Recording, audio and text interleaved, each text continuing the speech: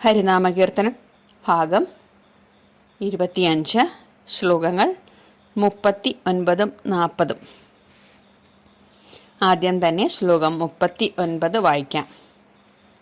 ഞാൻ എന്നും ഈശ്വരനിതെന്നും വളർന്നളവു ജ്ഞാനദ്വയങ്ങൾ പലതുണ്ടായതിന്നുമിഹ മോഹം നിമിത്തമതു പോകും പ്രകാരമപി ചേതസ്സിലാഗമമ നാരായണായ നമാം.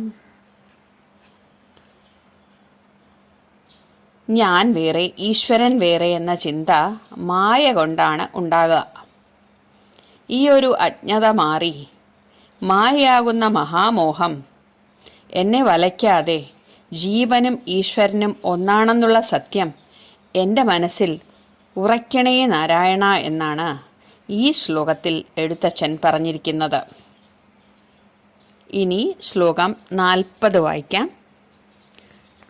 ഡംഘം കുരംഘവുമെടുത്തിട്ടുപാതിയുടൽ ശംഖം രഥാംഗവുമെടുത്തിട്ടുപാതിയുടൽ ഏകാക്ഷരം തവ ഹി രൂപം നിനപ്പവനു പോകുന്നു മോഹമതു നാരായണായ നമ. ഡംഘം എന്നാൽ വെൺമഴു, കുരംഗം എന്നാൽ മാൻതോൽ.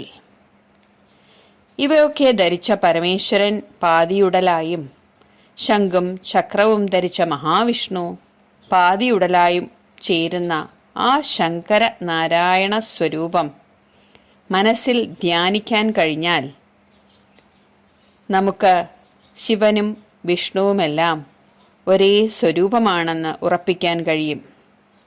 അങ്ങനെ ഒന്നായി ചേർന്ന് മാറുന്ന ആ ഓംകാര ബ്രഹ്മത്തെ ധ്യാനിച്ചു സേവിച്ചാൽ അജ്ഞതയാകുന്ന മായ മറനീങ്ങി സംസാരബന്ധം ഒരു ബന്ധനമാകാതെ മാറും എന്നാണ് എഴുത്തച്ഛൻ പറയുന്നത്.